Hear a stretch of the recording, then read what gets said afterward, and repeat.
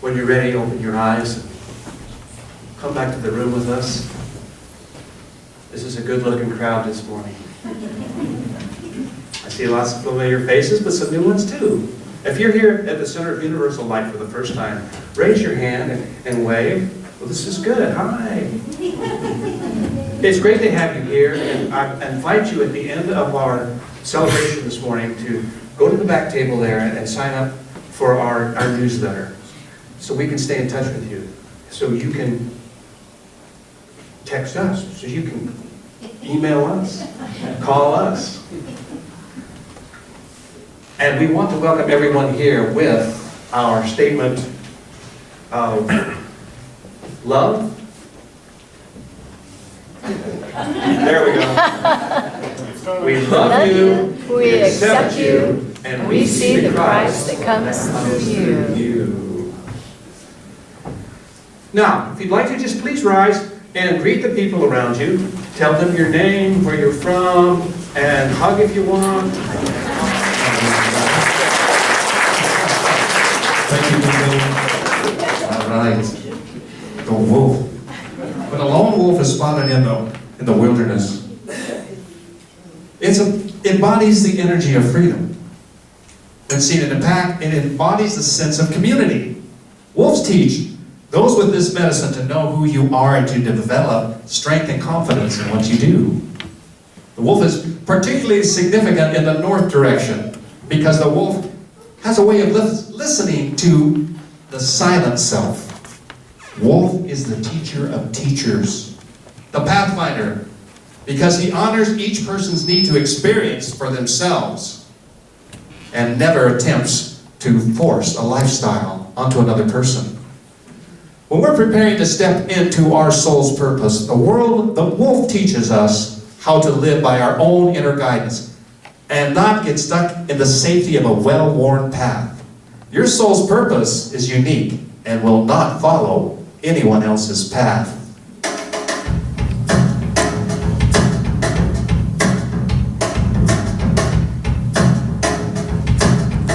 If a person is drawn to the wolf, if you wear a wolf shirt, it may mean that the wolf is your totem, but it won't help you. It's just stalking you until you accept it, until you recognize it, and you invite it into your life.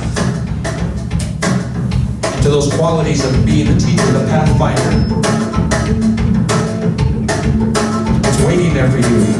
It's waiting for you to recognize it.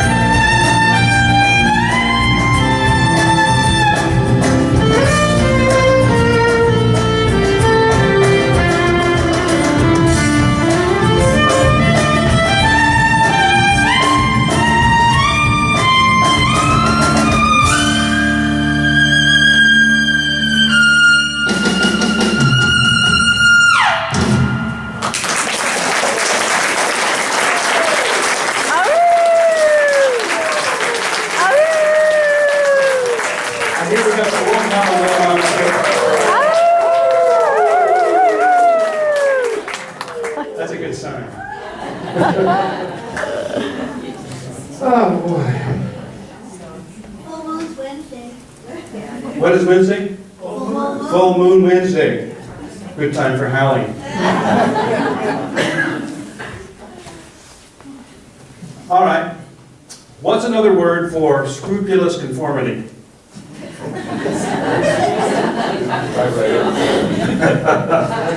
Jim read it. Who else read the blog, the minister's blog this week? Oh, we've got a couple. Okay, then you should know.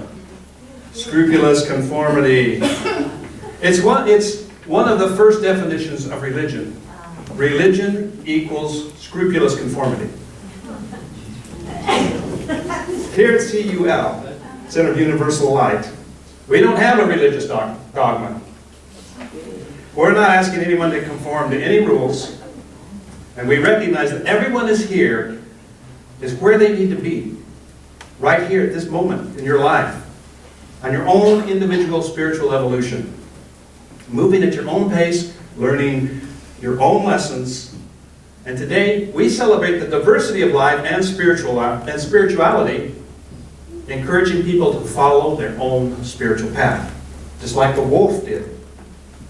Wolf doesn't follow anybody else's path. So we're talking today about stepping into our soul's purpose. First of all, how do you even know what your soul's purpose is? So you can step into it, so you can become that. We're actually talking about two different things here. We're talking about your soul's purpose and your life task. Remember from Easter Sunday, I paraphrased Charles Fillmore, co-founder of Unity Church, who said, "I know the soul, for I am from the soul, and the soul hath sent me." That's the soul whose purpose we're talking about. But that's not your life task. I'm going to tell you what your life task, what your soul's purpose is, okay? Oh wait, this is not dogma. I'm going to suggest that we all have the same soul's purpose. But we all have different life tasks. What I've learned about my soul's purpose, after having attended Earth School here on this planet for 65 years, is that it's not what I thought it was. You know, I used to think that my purpose in life was to play the violin, make music, and travel the world doing that. But my soul purpose is not playing music any more than yours is to be a doctor, a lawyer, a truck driver, a teacher, an engineer, or anything else. My purpose in life is to learn to love myself. Sounds pretty boring. Anticlimactic even. Has nothing to do with being the hero in my head. But every time I've done healing work on myself, when all the judgments of what they did to me and what I did to myself, when all of that is boiled away, what's left at the bottom of the pan is always the same thing. It's always that I didn't love myself enough. If I'd loved myself more, if I'd loved myself unconditionally, it wouldn't have mattered. I wouldn't have taken things personally. I wouldn't have been hurt and felt bad about myself and suffered regret, humiliation, or resentment. So there's a soul's purpose, which is not something that we can even know until we've lived life. And then there's the life task, which is kind of like what we want to accomplish here in this life, in this incarnation. There's a lot of learning that we have to go through here at Earth School to be ready to recognize our soul's purpose and step into our life task. For me, I chose to start life with a deficit in self-love. I started life in a deep well of fear, a place that I call hell. This is a place here on earth where I lived in self-hatred, self-deprecation, self-abuse. I had to learn to love myself. I had to learn to heal my anger and understand the past so I could forgive, let go, and heal myself. One by one, I had to overcome all the roadblocks of not being good enough, not being worthy of love, success, recognition, not being worthy of my greatness. I had to change these false beliefs. Also, I had to heal the ancestral pain body and the suffering, the injustices, the tragedies, and unresolved issues that we carry from our ancestral DNA. Science refers to this as epigenetics. I had to clean up all my past traumas and emotional upsets and transmute them into unconditional love. I had to reparent my inner child. I had to give him the love and protection of a father that I didn't have. I had to give him the love and nurturing and caring of a mother I never had. I had to deal with my issues and resolve them instead of running away from them. I had to admit that I had addictive demands that I had to let go of. And accept what is and be okay with that. Can you do that? I had to find compassion in myself, for others, and animals that were weaker than me. I had to learn kindness for myself and others. I had to humble myself and ask for help from the universe, from God. I had to let go of any preconceived outcome and put my life in the hands of angels. I had to learn to trust God, the universe. I had to move my attitude from one of self-preservation to one of service, of self-sacrifice. I had to learn self-discipline, self-confidence, self-reliance by overcoming my fears. I had to learn to shift my consciousness from a world of lack to a world of abundance and believe that I am worthy of a life of abundance. I had to learn to trust myself, my inner guides, my gut feelings and instincts, and believe in them, take action and follow them, knowing that they would always be the right choice and the best thing for me. I had to come into alignment with the natural world, following the rhythms and cycles of life, and clean out my life's closet, make room for a new transition, new thoughts, new beliefs. I had to prepare for what I did not know would become. And I had to prepare for a role that I would play in this thing I did not know. And most importantly, I had to listen, quiet my mind, and hear the dreams and visions, live without fear, and when the right opportunity presented itself, be willing to jump on it like a cougar on its prey, without hesitation, without doubt, and with a childlike enthusiasm.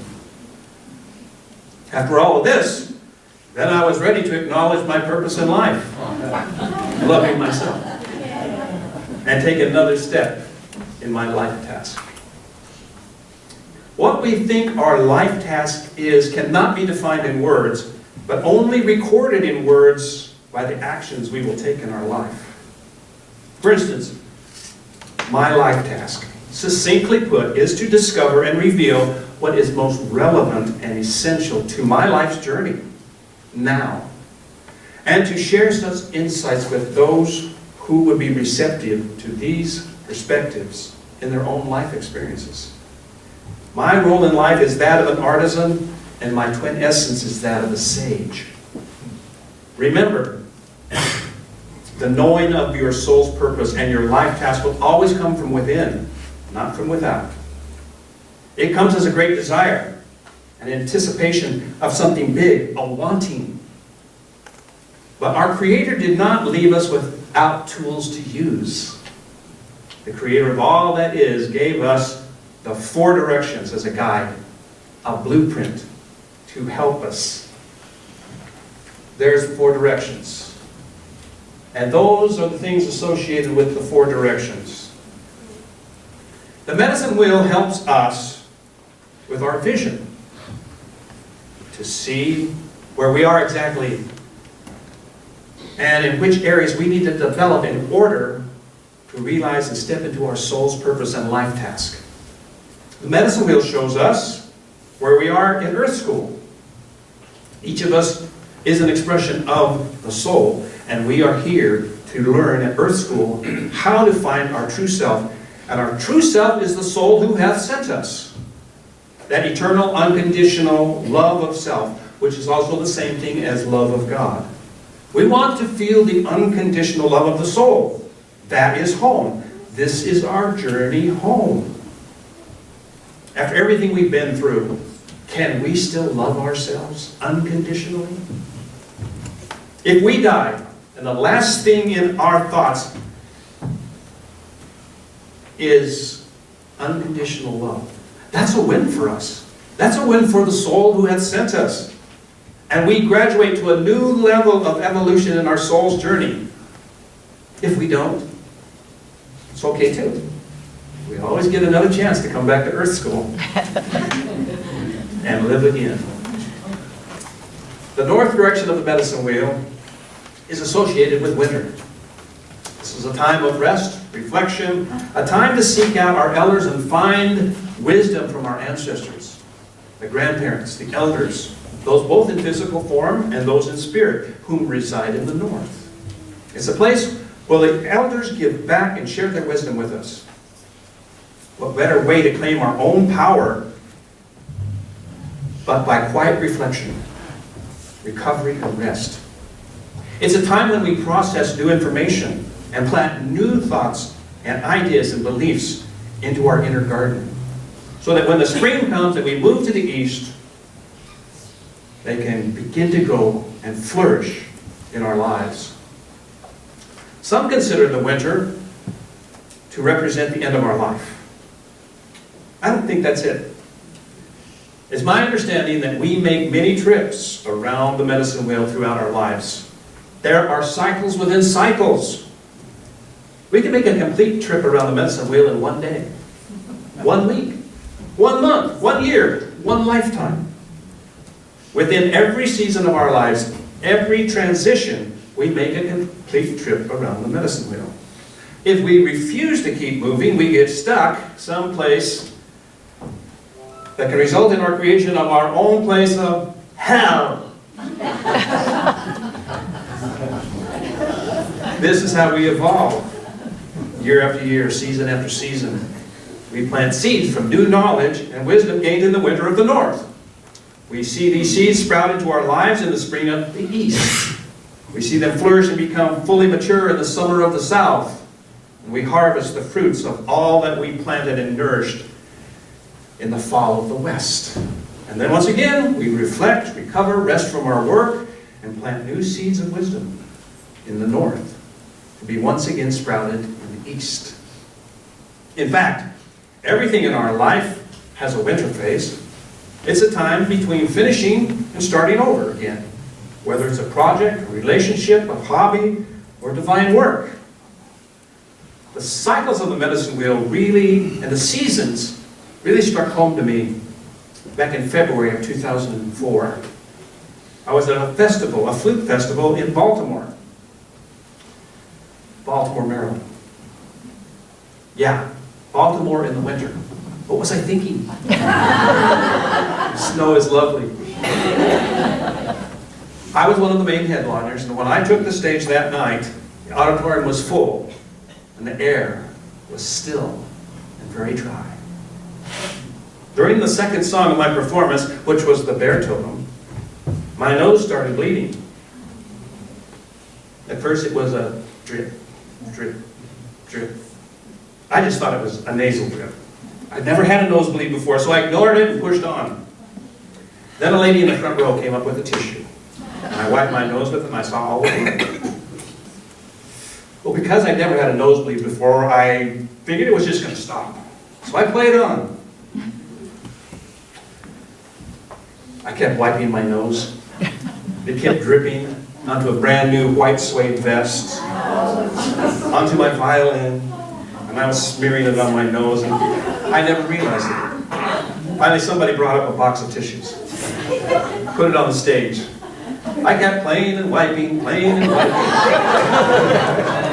Then a lady in the front row fainted, passed out. And a gentleman in the back had a sympathetic nosebleed. So I asked my percussionist what he thought about continuing, and he looked at my bloody nose, my bloody chin, and my bloody violin, and my bloody vest. He said, better stop. Better stop. It was like a crime scene up there on the stage with all the bloody tissues around. It wasn't until the next day that a woman came up to me and said, I know why you got a nosebleed last night. I said, why was that? She said, because you called to the bear spirit. I said, what? What do you mean? She repeated, you called to the bear spirit and it's winter. She went on to explain that in February, it's the dead of winter and the bear spirit is also in hibernation. You called her out of hibernation with your song, and she's telling you, do not disturb her in winter. So my takeaway from this bizarre experience was, never call the bear spirit again in winter. It's the bear's time to rest, recover too. That's one message that really got my attention.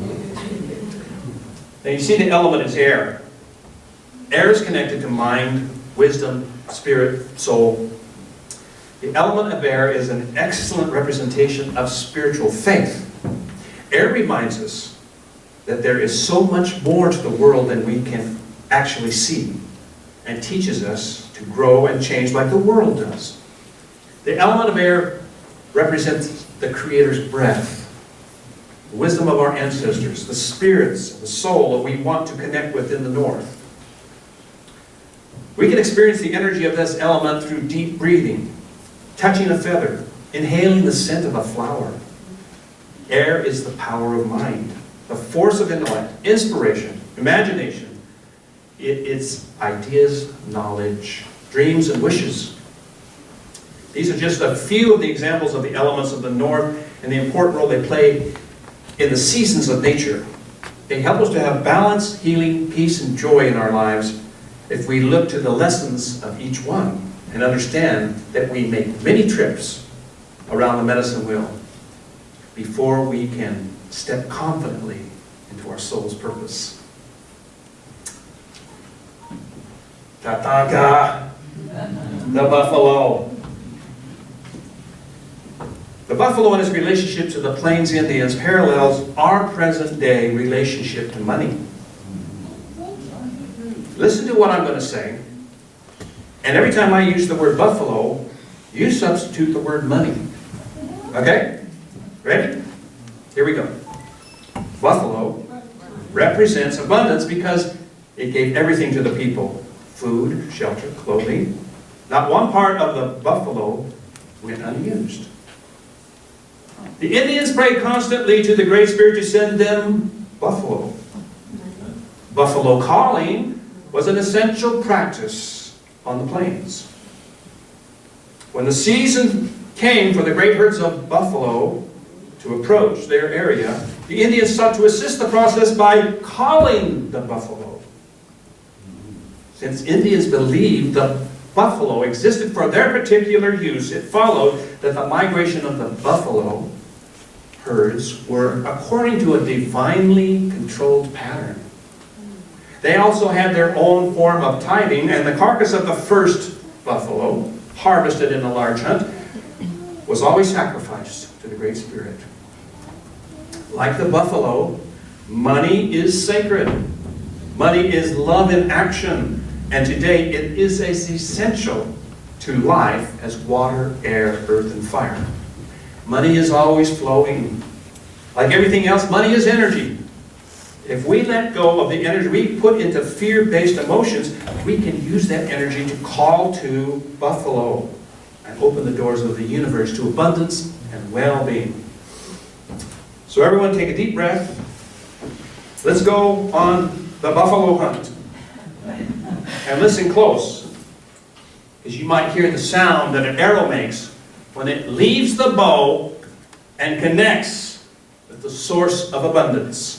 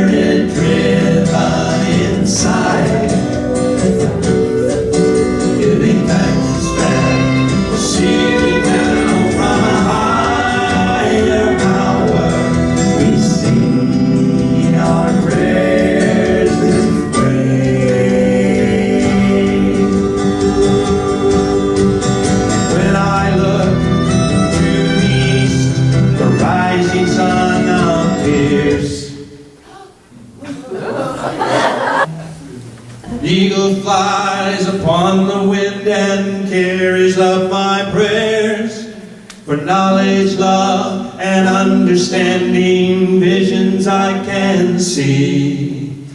Better life with hopes and dreams that waits for you and me. Sing it with us now. Ceremonies of life, Spirit driven inside, giving thanks, respect, or seeking help from a higher power. We sing our prayers this way.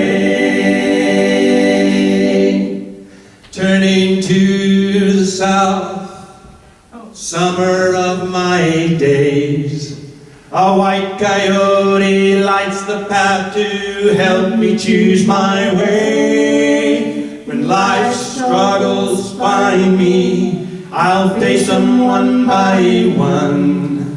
With growth, I'll find new meaning. Life becomes more fun. Ceremonies of life, Spirit driven inside, giving thanks, respect, or seeking help from a higher power. We sing our prayers this way. Gazing to the west, clouds are giving rain. A time to rest and look within like bears inside a den. Pain from my past I carry deep within. It's time to let it go and have freedom once again. Ceremonies of life, Spirit driven inside, giving thanks, respect, or seeking help from a higher power. We sing our prayers this way. Looking to the north, cleansing wind and cold, teaching strength, endurance like buffalo in the snow. Wisdom of the ancient ones has been here from the start. Shows me who I am inside with courage in my heart. Ceremonies of life, Spirit driven inside, giving thanks, respect, or seeking help from a higher power. We sing our prayers this way. We sing our prayers this way.